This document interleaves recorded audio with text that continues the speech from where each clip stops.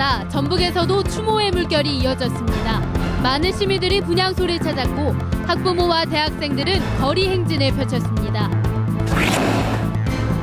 전주시가 항공대를 도도동으로 옮기기 위해 처음으로 공개 이전 설명회를 열었지만 파행으로 끝났습니다. 도심 속에서 자란 봄나물이 중금 속에 오염된 경우가 많은 것으로 나타나 각별한 주의가 필요합니다. 안전한 통학로로 육교를 요구하는 아파트 주민들을 위해 권익위가 중재에 나섰지만 주민들의 불안감은 여전합니다. 여러분 안녕하십니까? JTBC 8시 뉴스입니다. 세월호 참사 1주기를 맞아 전북에서도 희생자들을 추모하는 열기가 가득했습니다. 합동 분향소에는 추모객들의 발길이 이어졌고 학부모와 대학생들은 거리 행진에 나섰습니다. 하원호 기자입니다. 광장에 마련된 분향소에 추모객들의 발길이 꼬리를 물고 이어집니다. 300여 명이 숨지는 참사가 일어난 지 벌써 1년. 추모객들은 뜨거운 눈물을 삼키며 차가운 바닷물 속에서 희생된 넋을 위로했습니다. 사건이 터진 지 1년이 됐는데 이제 잊지 않고 다들 좋은 곳을 가졌으면 하는 마음에서 왔습니다. 유가족들 분들 마음을 좀 어루만져 드리면 좋지 않을까 합니다. 광장 한켠에는 시민들의 힘으로 세월호 참사를 잊지 않기 위한 나무 한 그루가 뿌리를 내렸습니다. 희생자들의 넋이 나비가 되어 날아와 달라며 4월이면 노란 꽃을 피우는 산수유가 자리 잡았습니다. 희생자 304명의 넋을 위리기 위해서 304명의 각 계좌로 10,000원씩 해서 304명의 시민들의 힘을 모아서 나무를 심기로 거리에는 학부모와 대학생들이 쏟아져 나왔습니다. 저마다 노란 풍선과 피켓을 들고 진실은 침몰하지 않았다며 끝나지 않은 아픔을 알렸습니다. 저희 애가 고등학생이거든요. 그래서 아침에 학교 보낼 때 좀 눈물이 나오더라고요. 그래가지고 이 엄마들도 이런 마음이겠구나 이런 생각을 했습니다. 이 시각 현재 풍남문 광장에서는 희생자들을 추모하는 촛불 문화제가 열리고 있습니다. 세월호 참사 1주기를 맞아 진실을 규명하고 안전한 사회를 만들기 위한 외침 또한 그 어느 때보다 크게 울려 퍼지고 있습니다. JTBC 뉴스 하원호입니다. 전주시가 송천동 항공대대를 도도동으로 옮기기로 결정한 뒤 공개 이전 설명회를 처음으로 열었지만 파행으로 끝났습니다. 전주시는 주민 설득을 이어가는 동시에 후속 이전 절차를 밟기로 했습니다. 권대성 기자가 보도합니다.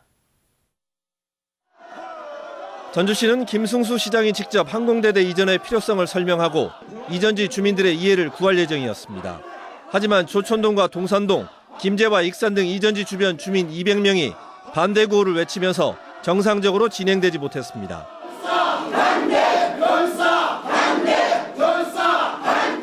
여러분 심정 충분히 알고 있고요. 여러분들 어렵게 이 자리에 오셨기 때문에 여러분 말씀을 좀 들어주시고. 이 같은 상황은 2시간가량 이어졌고 주민들이 설명회장을 빠져나가면서 설명회는 소득 없이 끝났습니다. 전주시는 추가 설명회는 열지 않겠지만 주민과의 창구를 열어놓고 설득 작업을 이어나가기로 했습니다. 이와는 별도로 항공대 이전에 필요한 행정 절차를 밟을 예정입니다. 이달 안에 국방부와 항공대 이전 합의각서를 체결하고 환경영향평가를 시작합니다. 환경영향평가 결과에 따라 주민들에 대한 직간접적인 보상과 지원 방안을 마련하기로 했습니다. 전주시는 내년 3월에는 이전 공사를 시작해 2018년 3월에는 이전을 끝낼 계획입니다. JTBC 뉴스 권대성입니다. 호남고속철도 요금 인하와 증편을 촉구하는 국회 결의안이 발의됐습니다. 국회 산업통상자원위원회 김동철 의원 등 국회의원 155명은 결의안에서 정부가 추가 요금을 받지 않겠다던 지난 2006년 약속을 지키지 않아 호남 주민의 부담이 커졌고 운행 편수가 계획보다 크게 줄어 주민 불편이 많다며 요금을 내리고 운행 편수를 늘려야 된다고 주장했습니다. 봄이 되면서 도로변이나 하천 근처에서 나무를 캐는 모습을 심심치 않게 볼 수 있는데요. 봄나물이 중금 속에 오염된 경우가 많기 때문에 각별한 주의가 필요합니다. 보도에 송창용 기자입니다. 도심 하천 근처에서 나무를 캐는 손길이 분주합니다. 봄나물인 쑥을 캐고 있는데 금세 비닐봉지를 가득 채웁니다. 며칠 전에 비도 왔고 해서 쑥이 혹시 많이 나왔나 싶어서 올라왔는데 참 많이 나왔네요. 엄청 크고 연하고. 봄이 되면서 도심 곳곳에서 쑥과 냉이, 미나리 등 야생 나무를 캐는 모습을 쉽게 볼 수 있습니다. 하지만 도심 속 야생 봄나무를 잘못 먹으면 큰 탈이 날 수 있습니다. 식품의약품안전처가 전국 지자체와 함께 도심 하천, 도로변, 야생 봄나물의 중금속 오염도를 조사한 결과 377건 가운데 37건에서 기준치 이상의 납과 카드뮴이 나왔습니다. 전북의 경우 29건 가운데 2건에서 기준치 이상의 납 성분이 검출됐습니다. 중금속 허용 기준보다 높게 나온 비율은 전국이 9.8%, 전북이 6.9%였습니다. 야생 봄나물 10건 가운데 1건은 중금속이 허용치 이상 나온 셈입니다. 도로나 이런 데는 그 자동차 배기가스가 그 낙이나 이런 게 많거든요. 자동차 배기가스라든가 그 타이어 마모되는 가루들 있잖아요. 그거의 원인으로 지정을 하고 있거든요. 식품의약품안전처는 봄에 쉽게 채취할 수 있는 고사리나 질경이는 소화 장애를, 원추리는 어지럼증을 일으킬 수 있기 때문에 반드시 익혀 먹어야 한다고 조언했습니다. JTB 뉴스 송창용입니다. 영광 한빛원전 3호기가 제가동 닷새 만에 다시 멈춰 안전성 논란이 일고 있습니다. 한국수력원자력은 오늘 오후 1시 반쯤 한빛원전 3호기의 원자로가 자동으로 멈춰 원인을 조사하고 있다고 밝혔습니다. 한빛원전 3호기는 지난해 10월 증기 발생기에서 균열이 발생해 발전이 정지된 뒤 6개월 만인 지난 10일 재가동됐으며 시민단체와 주민들은 안전성을 담보할 수 없다며 재가동 중지를 촉구해왔습니다. 음식점과 커피숍 등 금연구역에서의 흡연을 집중 단속합니다. 전라북도는 오는 25일까지 열흘 동안 음식점과 커피숍, PC방 등 금연구역으로 지정된 공중이용시설에서 흡연 행위를 집중 단속하기로 했습니다. 금연구역에서 담배를 피운 흡연자에게는 10만 원, 업소에는 1차로 170만 원의 과태료가 부과됩니다. 안전한 통학로 확보를 위해 육교가 필요하다는 아파트 주민들과 관련 기관이 1년째 대립하고 있습니다. 국민권익위원회가 중재에 나섰지만 주민 불안은 해소되지 않고 있습니다. 김진영 기자가 보도합니다. 아파트 단지와 초등학교를 가로지르는 국도 27호선입니다. 급격한 내리막길이지만 차량들은 속도를 줄이지 않은 채 내달립니다. 과속과 신호 위반 차량에 교통사고가 끊이질 않습니다. 통학로이다 보니 주민들의 불안감은 더욱 클 수밖에 없습니다. 신호를 많이 지켜주셨으면 좋겠는데 그렇게 지켜주지 않으니까 애들 건널 때마다 보내놓고도 마음이 불안해요. 왜냐면 내 애가 아니고 뒤에 애가 이렇게 갈 때도 그냥 보게 돼요.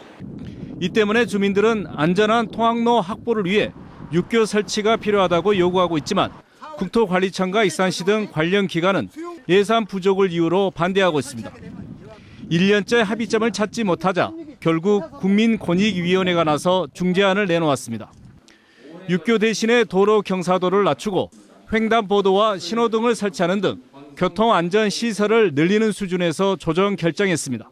조정은 그런 내용으로 안 돼 있습니다. 다들 어떤 노력을 해야 되는 그런 것들이 필요합니다. 그래서 조정서에 써 있는 내용대로 잘 이행이 되도록 저희가 옆에서 잘 지켜보겠고. 주민들은 합의안에 서명하면서도 여전히 불안감을 감추지 못하고 있습니다. 정말 만족스럽지 않거든요. 정말 앞으로도 도로를 갖다 8차선 도로를 갖다가 횡단보도 하나로 맞닥뜨려서 아이들을 건너게 하고 이런 상황에서 사고가 나지 않는다고 할 수 있는지. 국민권익위원회 조정이 반쪽짜리에 그치면서 주민들의 불안감은 해소되지 않고 있습니다. JTB 뉴스 김진형입니다. 전라북도가 더 많은 외국인 관광객을 유치하기 위해 전북과 서울을 오가는 외국인 전용 셔틀버스를 늘리는 방안을 검토하기로 했습니다. 금요일과 토요일, 일요일에 한 대씩 운영하는 외국인 셔틀버스는 평균 예약률이 200%에 이르고 실제 탑승률은 95%를 기록하고 있습니다. 지난해 외국인 셔틀버스를 이용한 승객은 4,847명입니다. 한옥마을 볼거리 제공을 위해 평일 야간에 상설 공연을 합니다. 전주시는 국악과 브레이크댄스가 어우러진 공연을 오는 6월부터 매주 목요일과 금요일 저녁에 소리문화관에서 연다고 밝혔습니다. 또 토요일에만 열던 전주 마당 창극을 다음 달 말부터는 평일에도 전주 전통문화관에서 공연합니다.